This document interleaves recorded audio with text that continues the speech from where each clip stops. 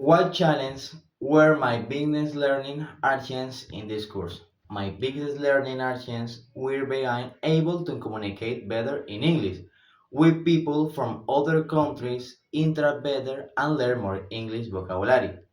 What challenge I did face and how did overcome? Lack of confidence was one of the biggest problems I had with English, but I learned that not everything can be done perfect, and that it's okay to fail. That's how I was able to overcome this problem that have bothered me for so long. How have I improved my English communicating skills? By learning more vocabulary words, I was able to express myself more and communicate better with people who speak English. This helped me a lot to communicate and express what I feel or I want.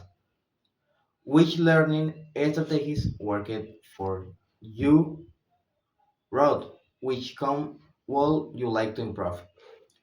Speaking in English with other people, reading books and comics, and listening to music in English helped me a lot. This helped my mind feel more drawn to and familiar with English.